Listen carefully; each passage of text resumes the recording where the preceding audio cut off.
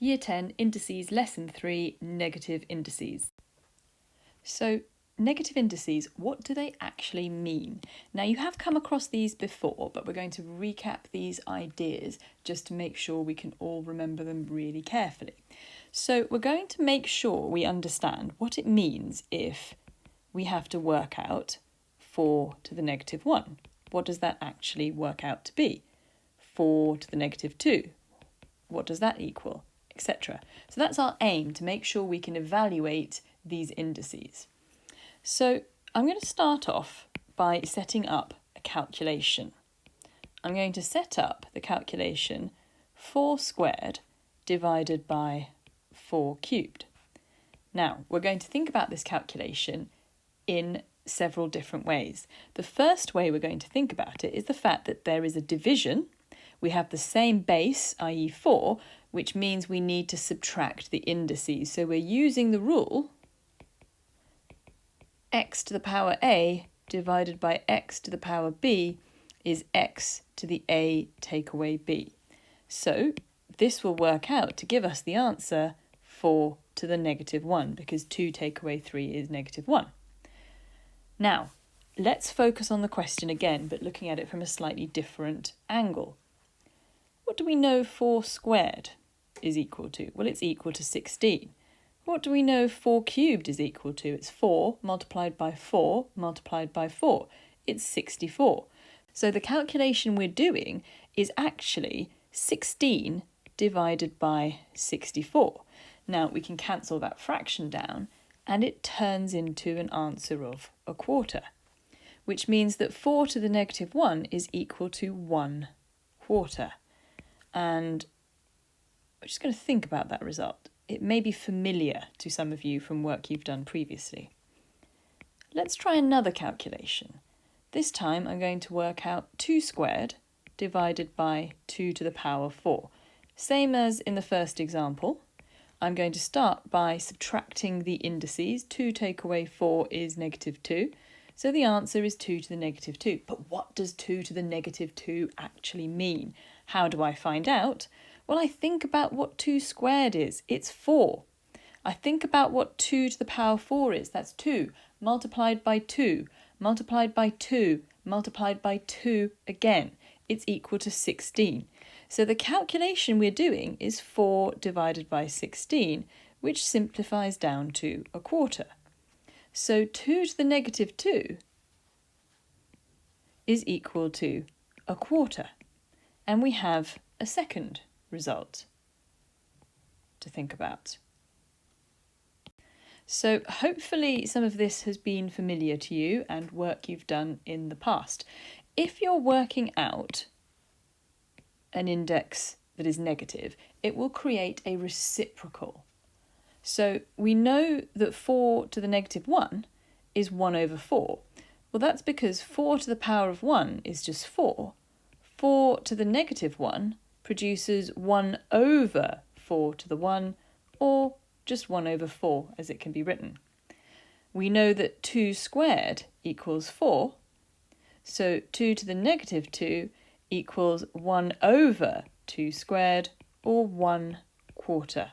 So you can see that the results being produced are reciprocals. Now, can we write down a general rule? Yes, we can.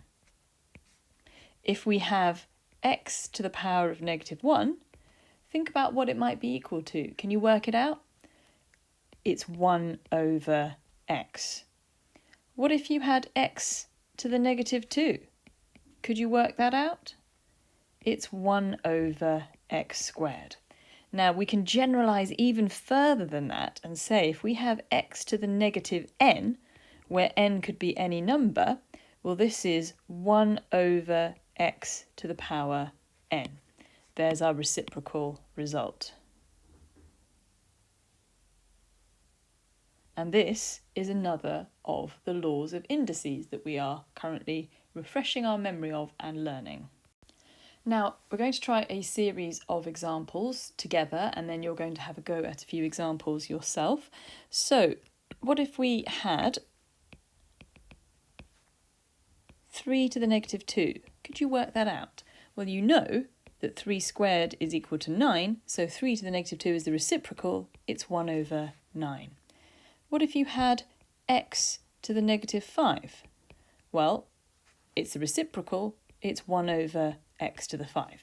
So there's 2 examples to get you started. Have a go at all of the following examples and see if you can get these right. The answers will pop up later and you can check your work. So here are your 10 examples. Have a go. So here are the answers. 5 to the negative 2. Well, 5 squared is 25, so 5 to the negative 2 is 1 over 25. 3 to the negative 2 is 1 over 9. 6 to the negative 1 is 1/6. 3 to the negative 3 is 1 over 27. 4 to the negative 2, 1 over 16. Note, it is not negative 16. That's one very incorrect answer I see quite commonly. 5 to the negative 3, well, 5 cubed is 5 multiplied by 5 multiplied by 5, which is 125, so the answer is 1 over 125. 10 to the negative 2 is 1 over 100. 10 to the negative 1 is 1/10. 7 to the negative 1 is 1/7. And a to the negative 4 is 1 over a to the power of 4. Now, it's always worth having a look at a few trickier examples. How would we work out a half to the power of negative 1? Well, we remember that it's the reciprocal, so the reciprocal means we flip our fraction, or it's one way of thinking about it, so the answer is 2 over 1, or simply 2. What if we had 2/3 raised to the power of negative 1? Again, we take the reciprocal, so it's an answer of 3 over 2. What if we had 1/3 to the power of negative 2? Well, let's stop and think about what 1/3 to the power of 2 would be. Well, this means 1/3 multiplied by 1/3. Now, we know how to multiply fractions together. We multiply the numerators, which is 1. We multiply the denominators, which is 9. So 1/3 to the power of positive 2 is 1/9, which means that the reciprocal of that would be 9 over 1, or 9. And that's the answer to 1/3 to the power of negative 2. So some questions are going to pop up in a minute. Have a go at them. So here are your questions. Have a go. So, question 4. The reciprocal is 5 over 1, or just 5. Question 5, you may want to work out a quarter squared, which works out to be 1 over 16.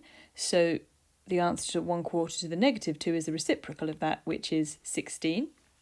Question 6, 4/5 to the negative 1, take the reciprocal, which is 5 over 4.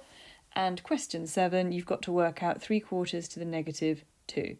So I will start by working out 3/4 multiplied by 3/4, because that is going to give me the answer to 3/4 to the power of 2. So multiply the numerators, we get 9. Multiply the denominators, we get 16. Make sure you can see what's happened there. And if we take the reciprocal of that, we get 16 over 9, and there's our final answer. Now, we're going to do one last example together, one last harder example together, which is if we had to raise 1 3/7 to the power of negative 1. So we've been given a mixed number here, as you can see, the 1 3/7. We're going to convert it to a top-heavy or an improper fraction before we take the power. So remember how to do that. 1 multiplied by 7 is 7. Add to the 3 is 10. So it's 10 over 7 raised to the power of negative 1. We know power of negative 1 just results in a reciprocal. So the answer is 7/10 at the end. A bit more of a tricky question there. So let's recap the rules of indices that we have come across so far. So we know that when we multiply two terms and the bases are the same, we add our indices. We know that when we divide and the bases are the same i.e. x and x, the base is the same in both examples of the terms. We subtract our indices. And we know that when we have a term involving a power and an index and it's being raised to another index, we multiply the indices together. So we can see that here. We've now learnt that if you take something, a term, and raise it to a negative index, that is the same as the reciprocal, like that. Now, this last rule allows us to think about one further piece of information that you may well remember from your study of indices previously. I'm going to have a look at it over here on the right-hand side. We're going to have a look at what happens, or what does it mean, if we have an index of 0.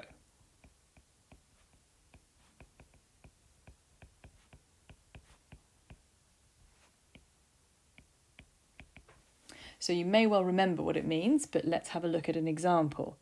So I'm going to look at 4 squared divided by 4 squared. So it's a division, the bases are the same. Let's subtract the indices. So this gives me an answer of 4 to the power of 0, because 2 take away 2 is 0. But what is 4 to the power of 2? What is 4 squared? It's 16. Same again over here. So the question we're doing is 16 divided by 16. What's the answer to that? It's 1. So 4 to the power of 0 is equal to 1. And that's true of any term raised to the power 0. So our fifth rule, we can say x to the power of 0 is equal to 1. Now there is one exception to this, and it's the calculation 0 raised to an index of 0, which is undefined, but we're not going to worry about that now. So this is true for all non-zero values of x. Some people like to write down another rule for indices, which is x to the power of 1. Now you know when you raise anything to the power of 1, all you have is the original term. So it's not a very complex rule, but some people like to include it as a rule.